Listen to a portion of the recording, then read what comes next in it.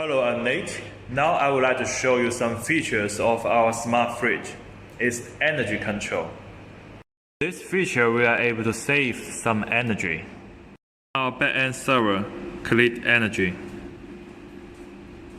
A machine. Now we can remotely turn off the LED lighting. Select off. Save. The light is off. Of course, we can also remote turn it on. Save. The light is back. You can also see the temperature remotely. Current temperature. You can see current temperature is 26 because we just turned on the machine. And we can set the temperature we want from here. For example, we want to set from the 9 a.m. to 6 p.m. the temperature to be 5.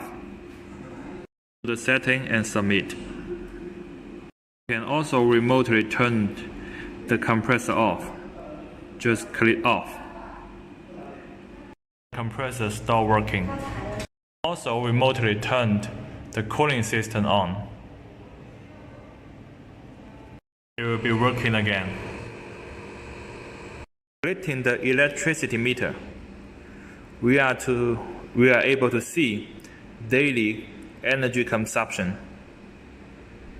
Use our smart fridge vending machine, save the energy. Thank you.